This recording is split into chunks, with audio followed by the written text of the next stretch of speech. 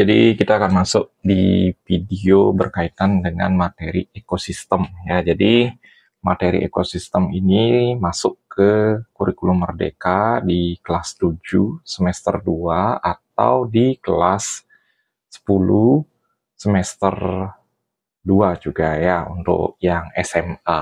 Oke, jadi kita akan bahas secara detail berkaitan dengan pola interaksi yang terjadi dalam ekosistem.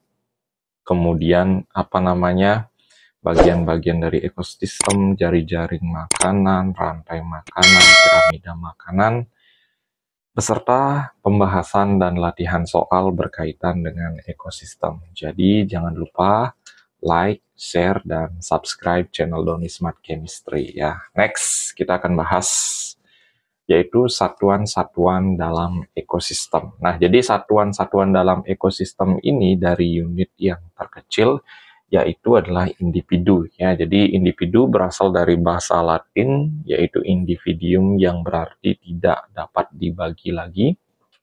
Jadi dalam ekologi individu berarti satu organisme.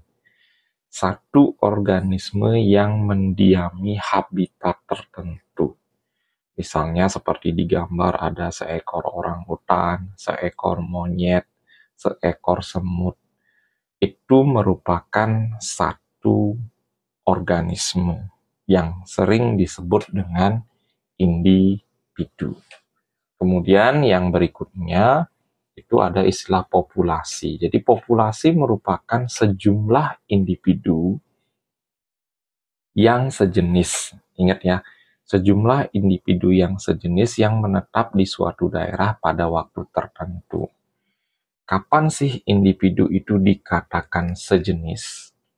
Bila menempati daerah yang sama, kemudian ketika mereka melakukan perkawinan, itu menghasilkan keturunan yang fertil. Fertil ini maksudnya keturunannya bisa kawin ya. Kemudian menghasilkan lagi keturunan yang fertil. Keturunan yang bisa menghasilkan keturunan gitu ya. Serta mempunyai persamaan baik dari segi anatomi, morfologi, fisiologi. Jadi jumlah suatu populasi selalu berubah-ubah jelas ya karena ada istilah migrasi, emigrasi, kelahiran, dan kematian. Jadi populasi dalam suatu daerah itu bisa berubah-ubah dia ya. Jadi ini contohnya adalah sekumpulan gajah, kemudian sekumpulan harimau, sekumpulan semut misalnya yang menempati daerah tertentu. Itu disebut dengan populasi. Kemudian ada komunitas. Jadi komunitas ini adalah seluruh populasi yang hidup bersama dalam suatu daerah.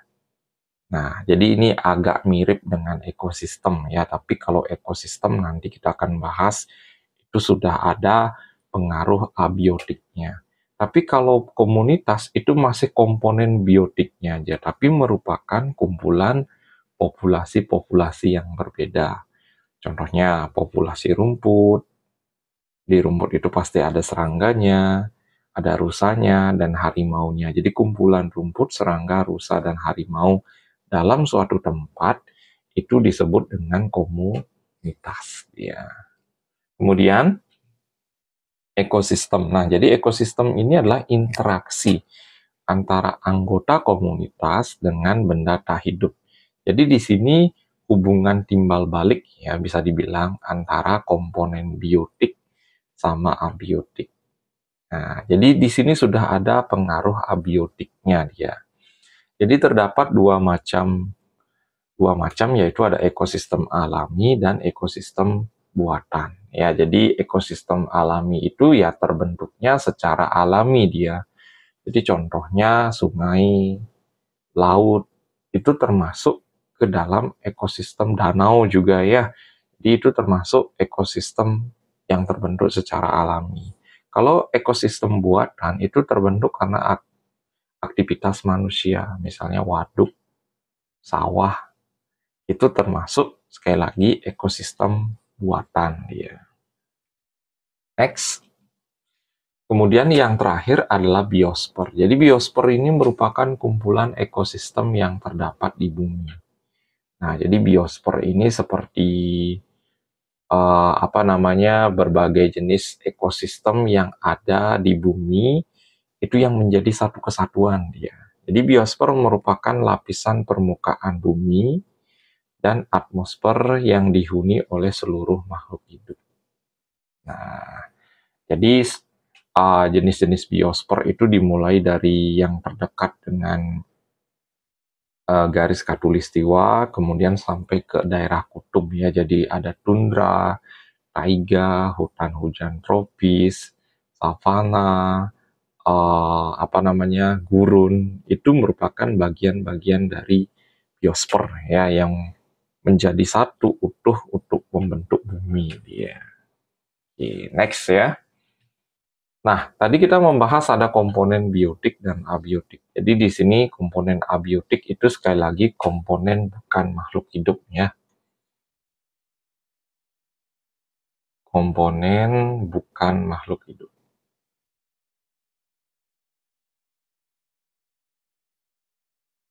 Atau benda mati di sini. Itu contohnya yang paling sering itu ada air, tanah, udara, cahaya matahari. Udara ini entah oksigen, karbon dioksida, seperti itu ya. Jadi keempat komponen ini yang terpenting dalam ekosistem ya. Jadi ada mineral misalnya itu penting juga, air itu sangat penting, tanah tempat hidup makhluk hidup, udara yang diperlukan oleh organisme misalnya kayak tumbuhan itu CO2 untuk fotosintesis, cahaya matahari itu merupakan sumber energi terbesar yang ada di bumi ya. Next. Nah, komponen biotik ini jelas ya, yaitu komponen makhluk hidup. Jadi komponen makhluk hidup di sini. Nah, dimulai dari peranannya itu ada yang sebagai produsen karena dia menghasilkan makanan melalui peristiwa fotosintesis yaitu tumbuhan. Kemudian ada pemakannya ya, atau organisme berikutnya ada karnivora, herbivora, omnivora. Jadi karnivora itu pemakan daging, herbivora itu pemakan rumput, omnivora itu pemakan segalanya. Kemudian ada jamur, bakteri, itu termasuk dekomposer. Dekomposer ini bahasa lainnya adalah pengurai. Nah, kalau konsumen itu ada 3 ya, karnivora, herbivora, dan omnivora. Jadi itu merupakan komponen biotik atau komponen makhluk hidup. Next. Nah, bagaimana pola interaksi yang terjadi dalam ekosistem? Nah, ini sering disebut dengan simbiosis biasanya ya. Jadi yang pertama, nanti kita akan bahas jenis-jenis simbiosis yang lain ya. Jadi ini pola interaksi yang pertama adalah netralisme. Jadi netralisme adalah hubungan yang tidak saling mempengaruhi. Jadi nggak ada pengaruhnya satu dengan yang lain ya, meskipun mereka itu hidup bersama-sama. Contohnya di padang rumput misalnya ada kambing, kodok, atau enggak kuda sama kodok. Jadi mereka nggak ada hubungannya masing-masing dia. Kenapa? Karena kambing itu makan rumput pada siang hari. Kemudian kalau kodok itu makanannya serangga. Jadi mereka nggak ada kompetisi maupun predasi di sini karena makanannya udah beda. Tapi mereka masih hidup di tempat yang sama. Itu namanya netralisme ya. Kemudian yang berikutnya kompetisi. Nah, kompetisi ini persaingan ya, merupakan bentuk interaksi antar individu sejenis atau antar populasi di mana individu atau populasi tersebut bersaing. Nah, jadi kompetisi itu bahasa lainnya adalah bersaing untuk mendapatkan seperti tempat hidup atau habitat ataupun makanan ya untuk tumbuh dan berkembang. Nah, contohnya misalnya di gambar itu ada domba sama kelinci. Mereka hidup bersama-sama. Tapi karena makanannya sama yaitu rumput, mereka akan ada kompetisinya di sana untuk mendapatkan makanan ataupun tempat hidup. Misalnya kerbau sama kambing juga sama. Karena dilepaskan di tempat yang sama, mereka akan terjadi kompetisi istilahnya ya, karena makanannya sama dan hidup di tempat yang sama ya. Oke, next, kemudian ada predasi. Nah, predasi ini merupakan interaksi antara pemangsa dengan mangsanya. Jadi bedain, kompetisi itu makanannya sama, hidup bersama. Kalau predasi itu jelas makanannya berbeda. Yang satu sebagai pemangsa atau predator, dan yang lagi satu sebagai mangsanya. Nah, contohnya di gambar sudah ada antara tikus sama ular. Antara misalnya macan atau harimau dengan rusa misalnya. Itu merupakan pola interaksi predasi ya. Oke, next. Nah, jadi pola interaksi berikutnya adalah simbiosis.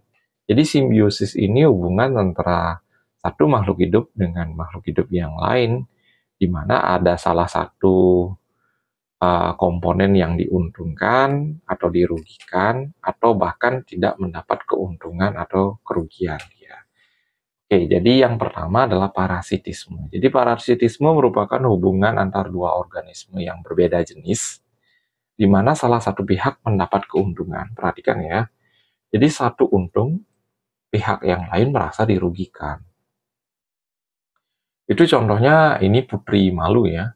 Tali putri ya, bukan putri malu ya. Jadi tali putri dengan tanaman inangnya.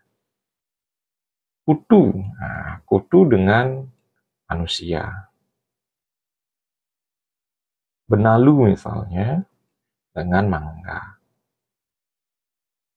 Jadi ini pola interaksinya parasitisme. Jadi pihak yang diuntungkan disebut dengan parasit, pihak yang dirugikan disebut dengan inang. Nah, jadi sekali lagi parasitisme itu adalah satu untung, satu rugi ya. Kemudian, nah ini kita nggak usah dibahas ya. Apa perbedaan antara predasi dan parasitisme? Ini jelas ya, predasi interaksi antara pemangsa dengan mangsanya. Kemudian kalau parasitisme merupakan hubungan antara dua organisme yang berbeda jenis, ada untung dan ada yang dirugikan. Ya. Jadi bedain ya, parasit. Nah, di sini parasit berarti hidup bersama, di mana salah satunya sebagai parasit, yang lagi satu inangnya. Kemudian kalau predasi ada istilah predator sama mangsanya. Itu berbeda ya. Mutualisme, jadi interaksi yang saling menguntungkan kedua belah pihak. Jadi ada inang, ada simbionnya ya. Nah, contohnya pada gambar. Jadi bunga matahari ini disebut dengan inangnya, sedangkan serangganya ini disebut dengan simbion ya. Apa keuntungan mereka? Jadi kalau bunga atau tanaman itu dibantu proses penyerbukannya.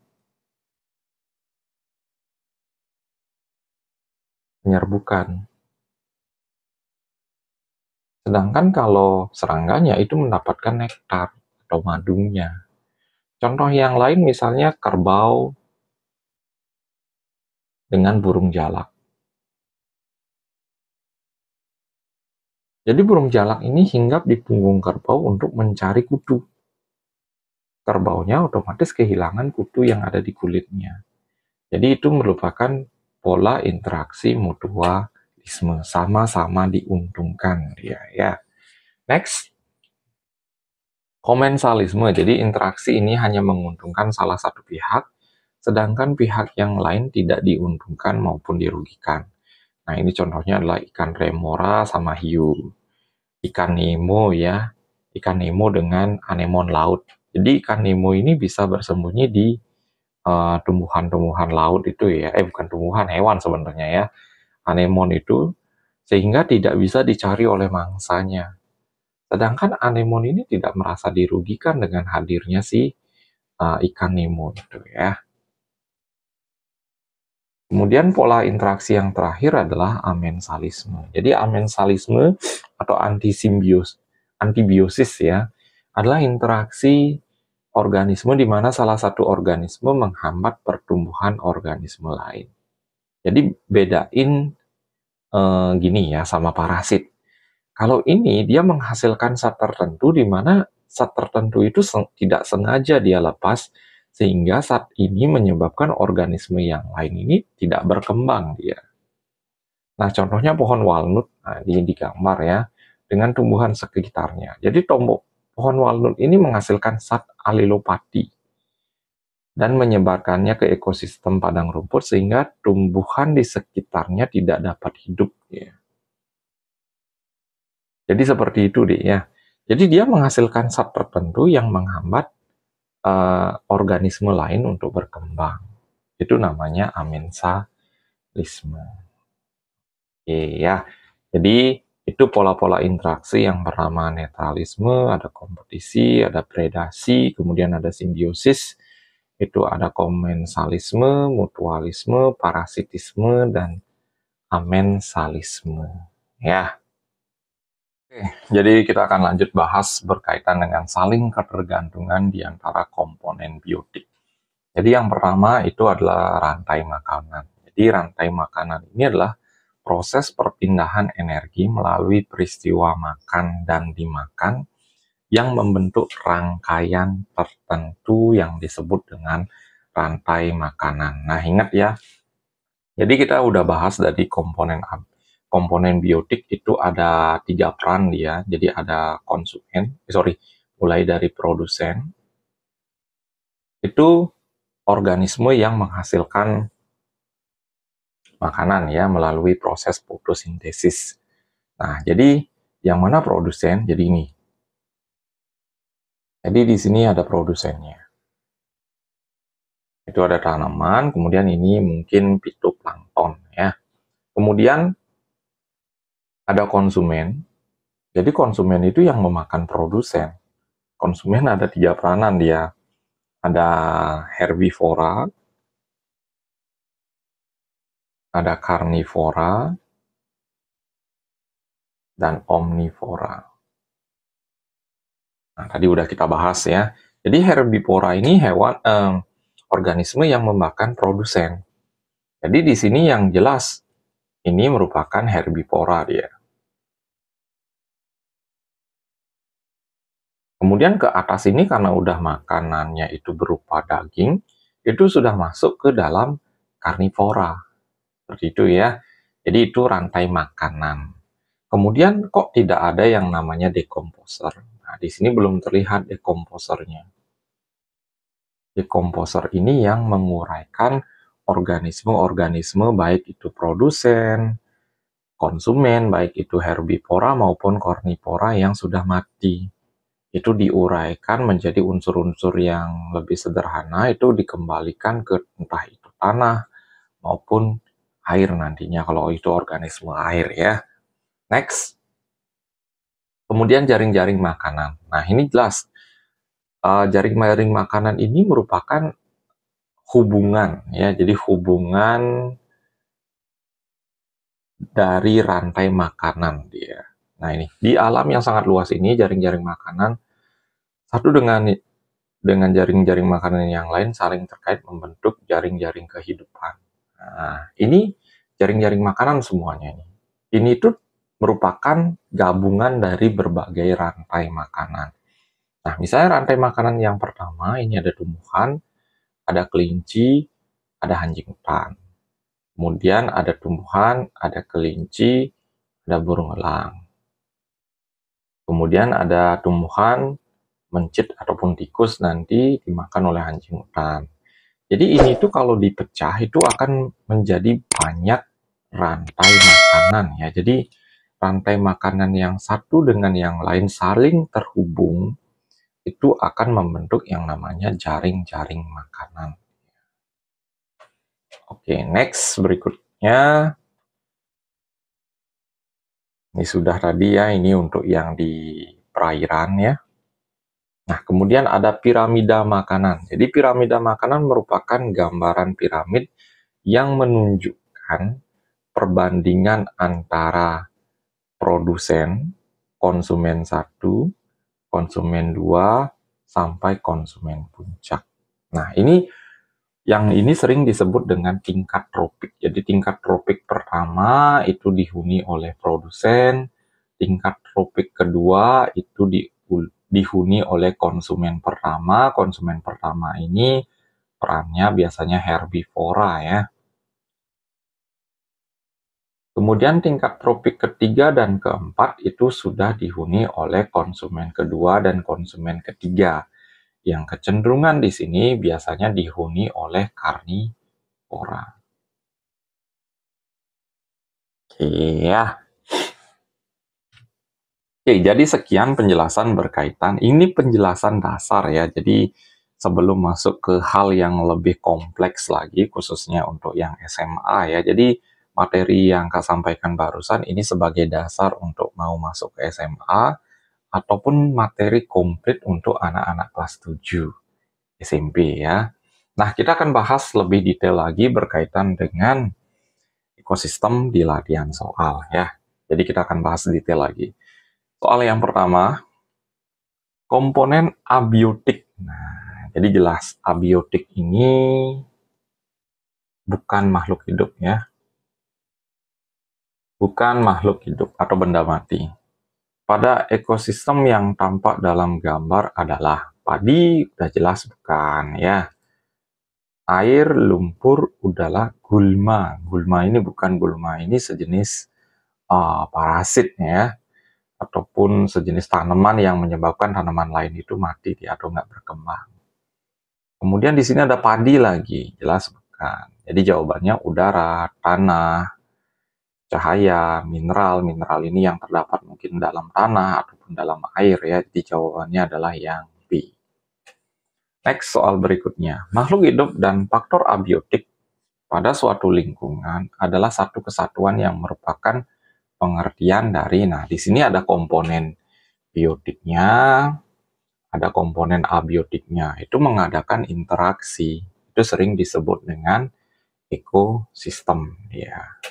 Next, soal berikutnya, di antara komponen di atas yang mana lagi abiotik? Kembali lagi, biotik makhluk hidup, abiotik benda mati ya. Jadi yang makhluk hidup misalnya yang biotik, ini biotik ya, biotik dia juga, biotik ini biotik, ini biotik. Jadi yang abiotik itu adalah yang nomor 3, kemudian yang nomor 4, kemudian nomor 6, kemudian nomor 8. 3, 4, 6, 8. Jadi jawabannya adalah yang B. Next, soal berikutnya. Anggrek yang menempel pada pohon inangnya, ikan remora, ya, ikan yang berlindung pada ikan hiu, tanaman gandum, dan ilalang yang ditanam dalam satu lokasi, pembentukan lichen.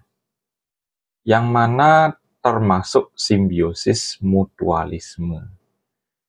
Lichen ini lumut kerak, ya.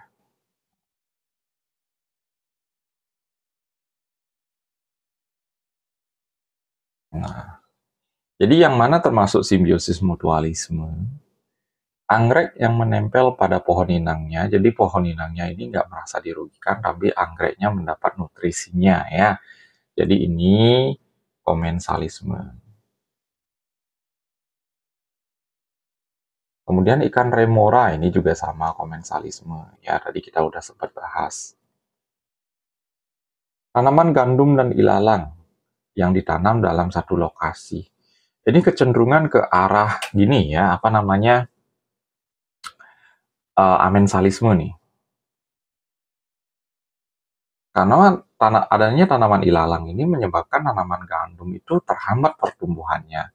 Makanya entah itu tanaman gandum ataupun padi, itu biasanya ilalang yang ada di pinggirnya itu di babat ya. Jadi jelas jawabannya adalah pembentukan lichen, yaitu yang nomor 4 ya.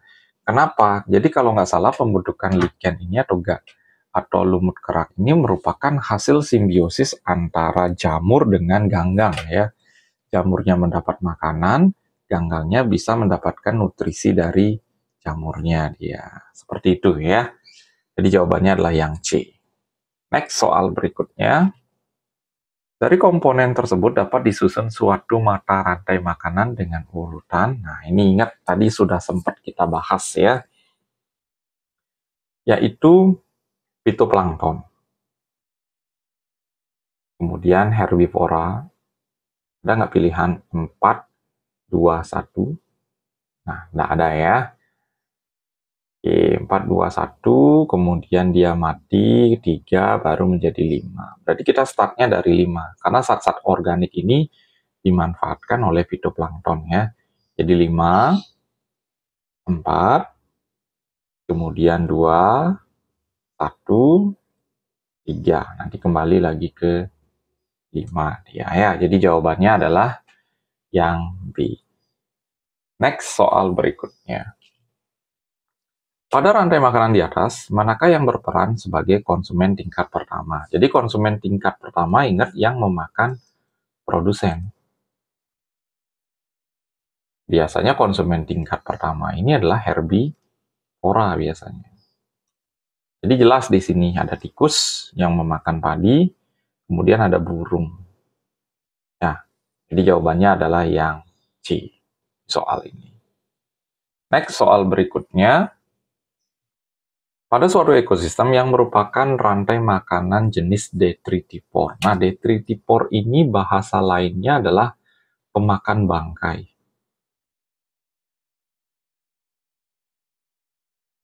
Jadi pemakan bangkai yang sudah membusuk. Itu biasanya ditandai dengan adanya kata bangkai ya. Kemudian ini cacing. Jadi jelas jawabannya adalah yang D ya. Jadi jelas banget. Jadi detritivore itu pemakan bangkai, itu cacingnya.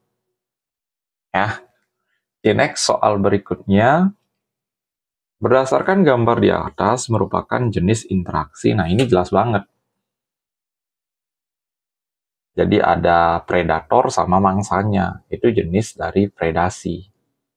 Tadi udah kita bahas ya, ada kompetisi, amensalisme, netralisme, produk kooperasi. Ini dari kata kooperasi itu mengadakan kerjasama ya. Next, soal berikutnya.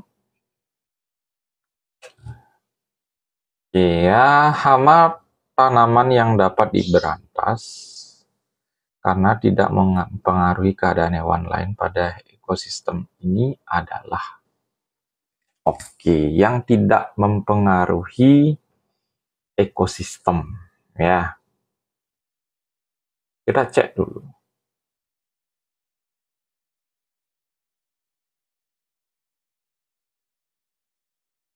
Burung pemakan biji-bijian. Ya, ini masuk deh. Kenapa burung pemakan biji-bijian bisa? Karena yang pertama ya, jadi si rubah ini, perhatikan, si rubah ini masih bisa memilih makanan yang lain seperti kelinci, tikus, maupun serangga herbivora. Ya, nah ini perhatikan. Jadi masih bisa memilih makanan yang lain. Tikus, nah, tikus banyak banget nih. Kita cari dulu burung pemakan biji-bijian dengan belalang, burung pemakan biji-bijian dengan tikus. Oke, kita eliminasi jawaban yang lain ya. Jadi kalau belalang yang ini, belalang dimakan oleh laba-laba. Laba-laba masih punya pilihan memakan yang ini. Oke, jadi jelas ya, kita ambil yang belalang sama burung pemakan biji-bijian. Karena hama tanaman, jadi jelas yang ini dengan yang ini. Dapat diberantas karena tidak mempengaruhi keadaan hewan yang lain. Karena hewan yang lain masih bisa mengambil makanan dari organisme yang lain ya. Ya, kodok itu bisa makan laba-laba dia. Oke ya. Next, soal berikutnya. Perhatikan rantai makanan di bawah ini. Padi, tikus, ular, elang. Ular memiliki bisa yang dapat mengganggu kegiatan manusia pada saat di sawah, sehingga banyak petani hilap membasmi ular sehingga menimbulkan. Jadi ular itu memakan tikus, tapi kalau ularnya dihilangkan, jelas yang akan berkembang adalah tikusnya. Memang sih tikus itu bisa dimakan oleh elang. Berapa sih ada organisme elang dalam suatu sawah ya? Jadi populasi ular meningkat, salah. Meningkatnya populasi padi, orang tikusnya makin banyak. Salah. Panen gagal karena terjadi peningkatan populasi tikus. Ya, jelas deh ya. Jawabannya adalah yang I di sini. Next, soal berikutnya. Jumlah rantai makanan. Nah, ini kita menghitung rantai makanan yang ada pada jaring-jaring makanan ini. Jadi rantai makanan yang pertama itu ke sini ya. Ini 1.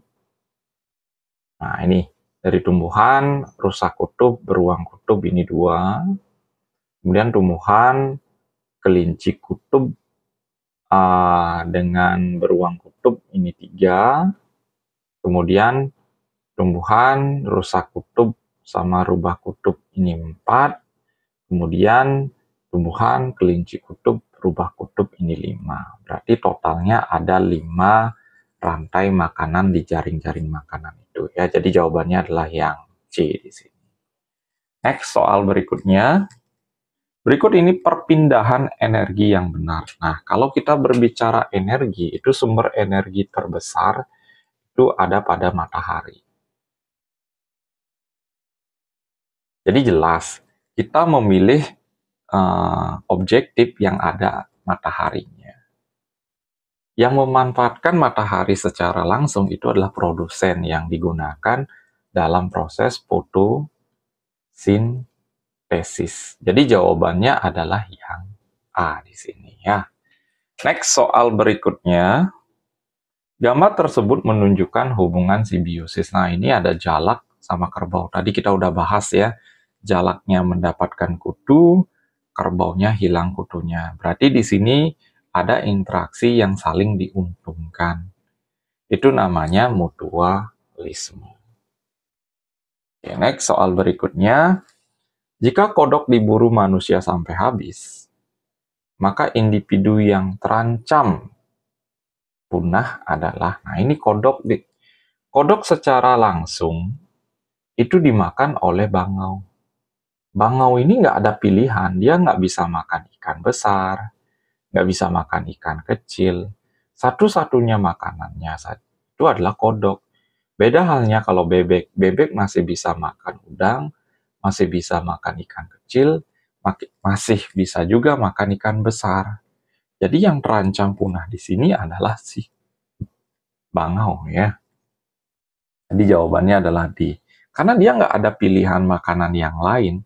Satu-satunya sumber makanan si bangau ini hanyalah kodok aja. Ular masih ada ikan kecil. Bebek masih ada ikan kecil, masih ada udang, masih ada ikan besar. Apalagi elang. Elang masih ada ular, masih ada bebek, masih ada ikan besar ya. Jadi masih ada banyak pilihan, terkecuali si bangau. Bangau ini cuma satu-satunya makanannya yaitu kodok dia ya. Next. Nah, karnivora. Jadi karnivora itu hewan pemakan daging. Tadi kita udah bahas ya. Itu mulai menunduki tropik ketiga dan 4 ya. Karena 2 ini masih herbivora. Kemudian yang pertama ini adalah produsen. Jadi jawabannya adalah 3 dan 4 ya. Oke, jadi sekian pembahasan berkaitan dengan rangkuman materi berkaitan dengan ekosistem beserta pembahasan dari latihan-latihan soalnya. Semoga apa yang sudah Kak jelasin tadi bermanfaat dalam proses pembelajaran kalian nantinya. Ya, jadi jangan lupa like, share, dan subscribe, dan sampai ketemu di video berikutnya. Terima kasih.